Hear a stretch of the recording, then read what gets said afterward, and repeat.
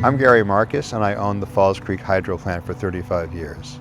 When the Renewable Energy Coalition came into existence, I was one of the founding members.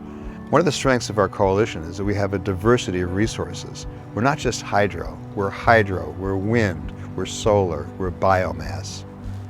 One of the things that makes REC important is that the entire electrical industry is in a time of change. All sorts of new laws and regulations are being passed because of climate change, and it's difficult to sort them out. So I think in this time of change, it's particularly vital to know what's going on and know how to react to it. Another strength of our group is it's not just for Oregon projects, it's for Oregon projects, Idaho projects, Washington projects, Montana projects, Wyoming projects, and Utah projects, because all of those state regulatory policies spill over from one state into another. For example, if good rules and regulatory policies are adopted in Idaho, then we can help Oregon use those same policies. The laws and regulations that affect our business are controlled by each state's Public Utility Commission.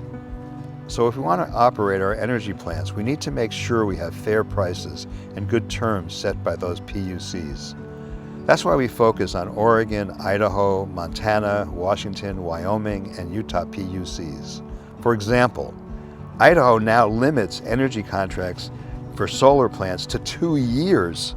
That's clearly an attempt to kill independent solar in Idaho, so big utilities can monopolize it. We need to increase that from 2 years to 20 years in Idaho, so it is consistent with other renewable Idaho contract terms. It's not just the length of the projects that affects us, it's a multitude of contract terms that REC wants to make sure are optimal for our projects.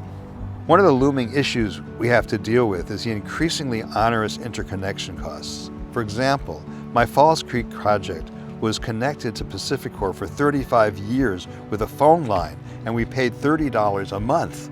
Upon renewing my contract and interconnection, I was told that I had to install a $1.8 million radio communication system in order to continue my project.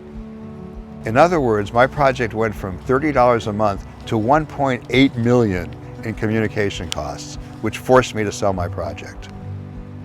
Other projects, both new and existing, have had unnecessarily high costs for renewing their interconnection.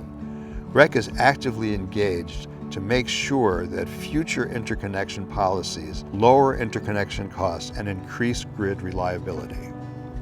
I see joining REC and paying REC dues the same way as I see paying for insurance.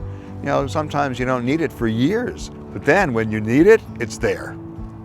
It's not just for big ticket issues where I rely on REC. It's for ongoing issues as well. Utilities are very powerful. They have tremendous economic power. They have tremendous political power. And there's no way that we as a small hydro or small wind or small solar or even big solar, there's no way we could even get our foot in the door without this coalition. The entire independent power producing industry is stronger if we work together. I've always been part of the Renewable Energy Coalition because I've seen time and time again that working together is so much more powerful than just working alone.